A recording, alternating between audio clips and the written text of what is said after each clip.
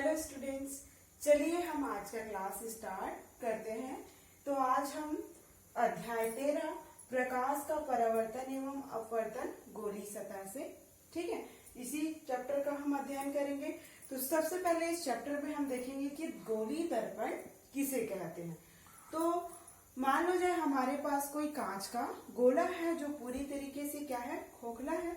तो उसको हम दो भागों में बांट दें या काट लें, तो उसके एक भाग को पॉलिश कर देते हैं। तो बिना पॉलिश वाला जो भाग होता है, यानी बिना पॉलिश वाला जो भाग है उसमें प्रकाश का परावर्तक होता है, वही क्या कहलाता है, आपका गोलीय दर्पण कहलाता है। गोलीय दर्पण दो प्रकार के होते हैं, पहला है अवतल दर्पण और दूसरा उत्तल दर्पण। तो चलिए देखते हैं कि अवतल दर्पण में हम उसको कैसे पहचानेंगे, वो कैसे दिखाई देता है अवतल दर्पण, या फिर उत्तल दर्पण को हम कैसे पहचानेंगे इसके बारे में। तो सबसे पहले देखेंगे कि अवतल दर्पण किसे कहते हैं। तो अवतल दर्पण में जो परावर्ती पृष्ठ होता है वो क्या होता है, धंसा हुआ रहता है या फिर दबा हुआ रहता है। ये आपका देख रहे हो परावर्ती पृष्ठ है, तो ये क्या है, आपका धंसा हुआ है और दबा हुआ है। तो इस प्रकार के दर्पण को हम क्या कहेंगे, अवतल दर्पण कहेंगे। और दूसरा जो उत्तल दर्पण है उसमें जो परावर्ती पृष्ठ होता है वो क्या होता है, उभरा हुआ होता है या फिर उठा हुआ होता है। तो इस प्रकार से देख रहे हो, ये आपका परावर्ती पृष्ठ है जो आपका उभरा हुआ है या फिर उठा हुआ है। तो इस प्रकार के दर्पण को हम क्या कहते हैं, उत्तल दर्पण कहते हैं। अब आगे हम चलते हैं, गोलीय दर्पण से संबंधित कुछ परिभाषाएं हैं, जैसे वक्रता किसे कहते हैं, ध्रुव किसे कहते हैं, मुख्य फोकस दूरी क्या है, वक्रता त्रिज्या क्या है। तो ये सभी परिभाषाओं के बारे में पढ़ेंगे। तो चलिए हम गोलीय दर्पण से संबंधित परिभाषाओं को देखते हैं और समझते हैं। यह है आपका गोलीय दर्पण से संबंधित कुछ परिभाषाएं हैं, जिसमें से हम पहला पढ़ेंगे क्या है, ध्रुव। तो ध्रुव की परिभाषा क्या होगी, गोलीय दर्पण के परावर्तक सतह के मध्य बिंदु को ध्रुव कहते हैं। तो ये आपका गोलीय दर्पण है, तो उसका परावर्तक पृष्ठ ये है आपका। तो गोलीय दर्पण के परावर्तक पृष्ठ के मध्य बिंदु को हम क्या कहते हैं, ध्रुव कहते हैं। ये आपका पूरा गोलीय दर्पण है, तो ये इसका परावर्तक पृष्ठ है। तो इस परावर्तक पृष्ठ के जो मध्य बिंदु होते हैं उसे ही हम क्या कहते हैं, ध्रुव कहते हैं। और इसे क्या करते हैं, किससे प्रदर्शित करते हैं, इसे P से प्रदर्शित किया जाता है। तो एक बार और देख लीजिए कि ध्रुव किसे कहते हैं, गोलीय दर्पण के परावर्तक पृष्ठ के मध्य बिंदु को ध्रुव कहते हैं। आपका ये गोलीय दर्पण है, वो ये उसके परावर्तक पृष्ठ का ये मध्य बिंदु है, इसी को ध्रुव कहा जाता है और इसे P से दर्शाते हैं। दूसरा है वक्रता केंद्र। तो गोले के केंद्र को, ये आपका क्या है, गोल पूरा गोलीय दर्पण है, तो ये गोले के जो केंद्र को हम क्या कहते हैं, वक्रता केंद्र कहते हैं और इसे C से दर्शाते हैं। ये आपका गोले का जो केंद्र है उसे ही हम वक्रता केंद्र कहेंगे और इसे किसे दर्शाएंगे, C से दर्शाते हैं। चलिए जो हमारा अगला परिभाषा है उसकी ओर चलते हैं। हमारा जो तीसरा परिभाषा है वो क्या है, मुख्य अक्ष। यानी इस चित्र में आप गोलीय दर्पण में देख रहे हो, ये क्या है, ये Q से दर्शा रहे हैं, वही आपका क्या है, मुख्य अक्ष है। तो इसकी परिभाषा क्या होगी, गोलीय दर्पण के ध्रुव और उसके वक्रता केंद्र को मिलाने वाली काल्पनिक सरल रेखा दर्पण का क्या कहलाती है, मुख्य अक्ष कहलाती है। ये आपका गोलीय दर्पण है, तो उसके ध्रुव और ये वक्रता केंद्र को ये जो मिलाने वाली काल्पनिक रेखा है वही क्या कहलाएगी, आपका मुख्य अक्ष कहलाएगी। ये आपका गोलीय दर्पण है, तो इस गोलीय दर्पण में ये ध्रुव से लेके ध्रुव और क्या है, ध्रुव और उसके वक्रता केंद्र को, ये आपका ध्रुव हो गया, ये वक्रता केंद्र हो गया। तो इसी को जो मिलाने वाली ये जो काल्पनिक रेखा है वही क्या कहलाएगी, आपकी मुख्य अक्ष कहलाएगी। तो चित्र में देखेंगे तो इसको कैसे दर्शाएंगे, PCQ, यानी ये आपकी क्या हो गया, यही आपका मुख्य अक्ष है। तो अगला चौथा जो है हमारा वक्रता त्रिज्या, यानी ये C है जो इसको क्या करते हैं, वक्रता त्रिज्या। यहाँ पर क्या है, जो C है वो वक्रता केंद्र है।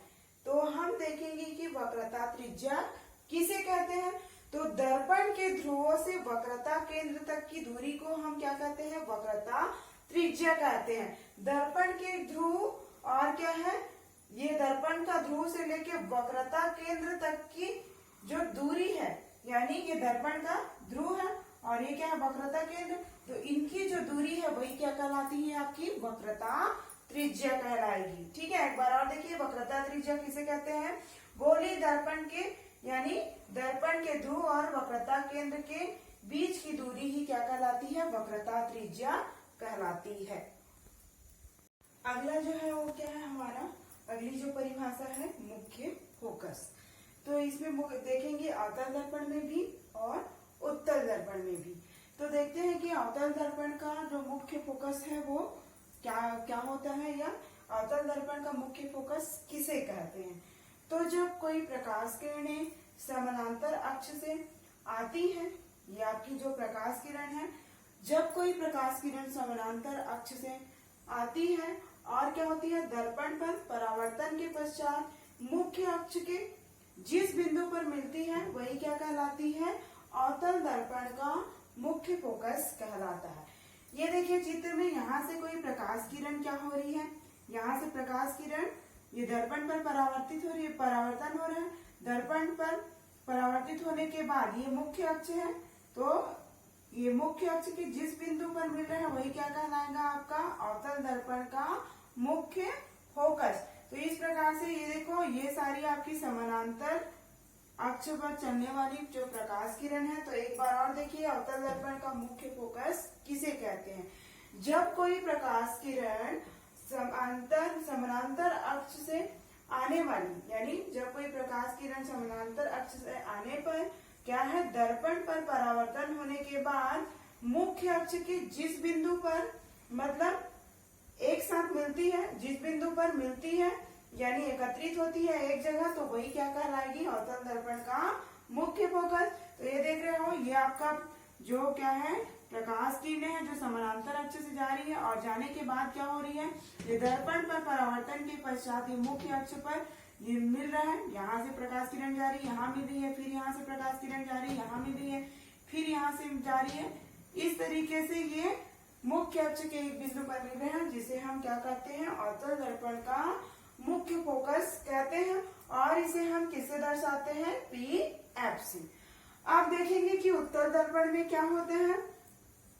तो मुख्य अक्ष के समानांतर आने वाली प्रकाश किरणें जब दर्पण पर परावर्तन होने के पश्चात क्या होता है, मुख्य अक्ष के जिस बिंदु में यानी फैलती हुई दिखाई देती है, तो वो क्या कहलाता है, उत्तल दर्पण का मुख्य फोकस कहलाता है। ये आप देख रहे हैं समानांतर प्रकाश, ये आपकी प्रकाश किरणें हैं जो दर्पण पर क्या हो रही है, परावर्तित होने के बाद क्या है, मुख्य अक्ष के एक बिंदु पर क्या हो रहा है, वहां से फैलते हुए प्रतीत हो रहे हैं।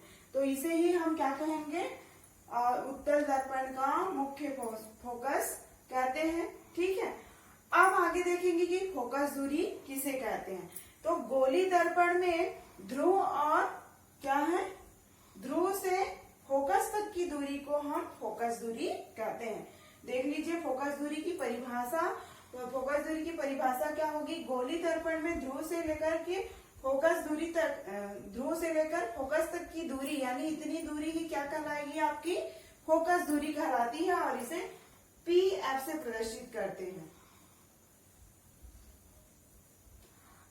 अगला है आपका फोकस तल।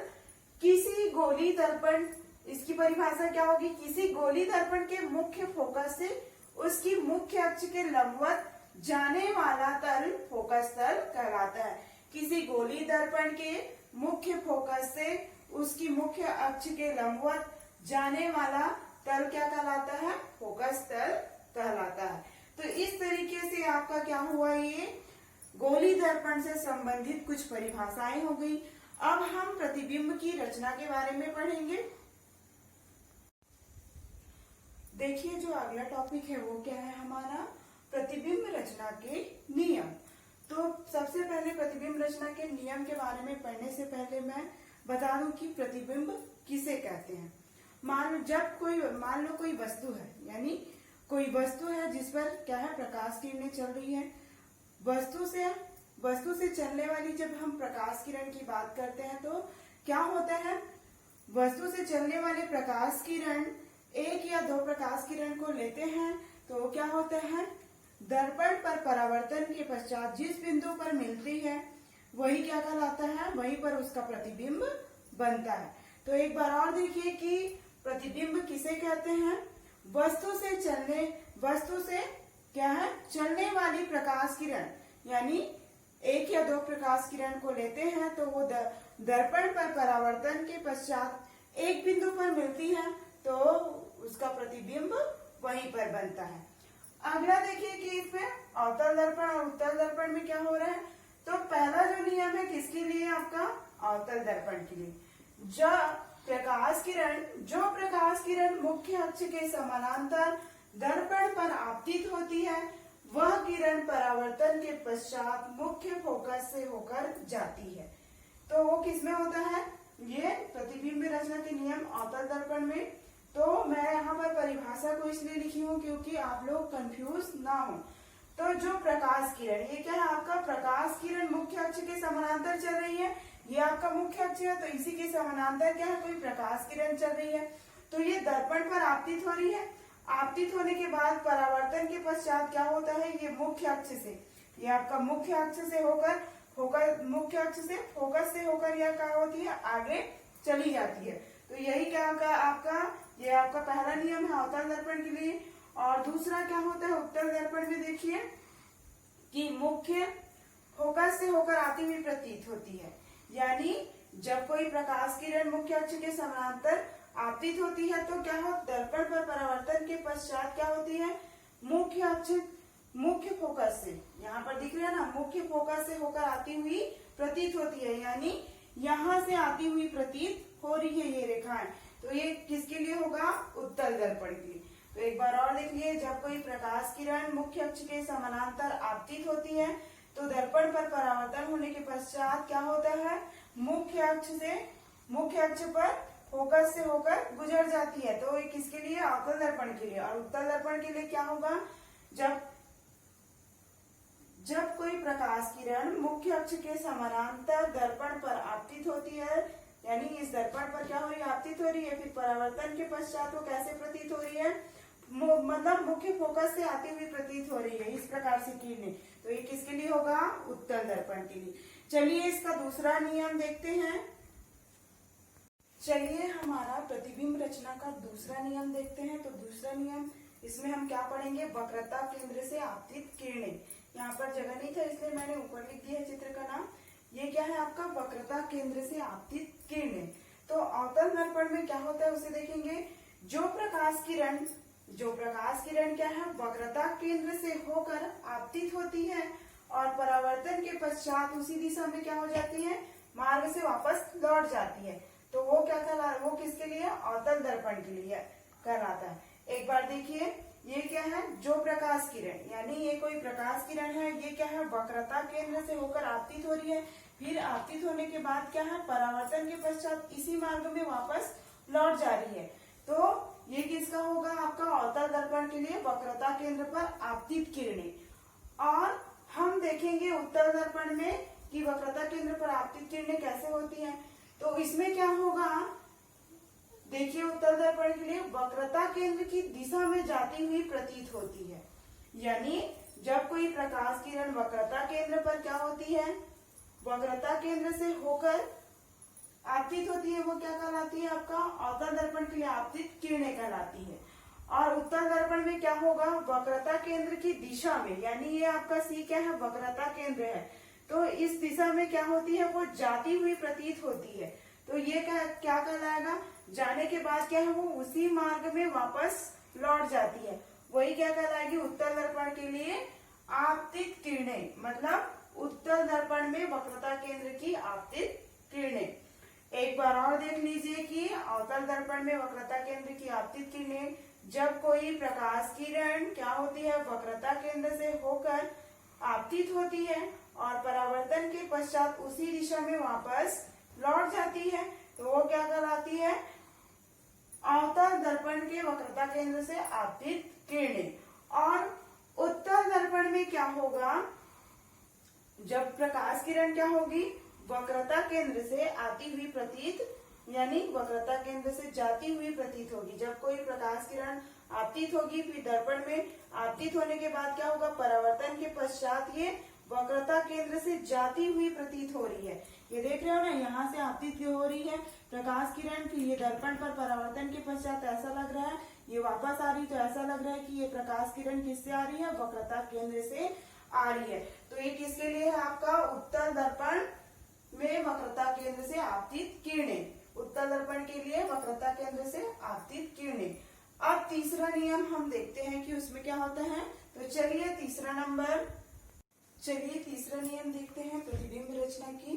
तो ये क्या है आपका, फोकस से होकर आपतित किरणें, यानी अवतल दर्पण के लिए फोकस से होकर आपतित किरणें कहाँ जाती है और उत्तल दर्पण के लिए। तो चलिए देखते हैं अवतल दर्पण में क्या होगा। जब कोई प्रकाश किरण फोकस में होकर आपतित होती है तो परावर्तन के पश्चात मुख्य अक्ष के समानांतर क्या होती है, समानांतर होकर गुजर जाती है। ये कोई प्रकाश किरण है तो ये आपका फोकस है या नहीं है, तो ये प्रकाश किरणें क्या हो रही है, फोकस से होकर ये दर्पण पर आपतित हो रही है। फिर परावर्तन के पश्चात क्या है, ये मुख्य अक्ष के समानांतर यानी इसी के समानांतर होकर ये क्या हो जाती है, गुजर जाती है। तो ये क्या होगा, अवतल दर्पण में यानी फोकस से होकर आपतित होने वाली किरणें। दूसरा है उत्तल दर्पण में क्या होगा, ये किरणें क्या होती है, फोकस की ओर आती हुई, मतलब फोकस की दिशा में यानी इस दिशा में ये आती हुई प्रतीत होती है।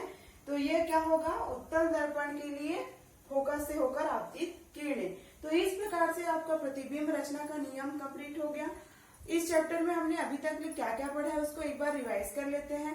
सबसे पहले हमने क्या पढ़ा था, गोली दर्पण किसे कहते हैं, फिर गोली दर्पण के कितने प्रकार होते थे जिसमें हमने पढ़ा था अवतल दर्पण और उत्तल दर्पण। फिर हमने अवतल दर्पण किसे कहते हैं, फिर उत्तल दर्पण किसे कहते हैं, इसके बारे में पढ़ा था। उसके बाद गोली दर्पण से संबंधित कुछ परिभाषाएं पढ़े थे, जिसमें से आपका ध्रुव हो गया, वक्रता केंद्र हो गया, वक्रता त्रिज्या, फोकस दूरी, फोकस तल और क्या है मुख्य फोकस, जिसमें हमने अवतल और उत्तल दर्पण दोनों के लिए पढ़ा था। तो आज के इस वीडियो में इतना ही। आगे का जो टॉपिक है वो हम नेक्स्ट वीडियो में पढ़ेंगे। तब तक के लिए थैंक यू।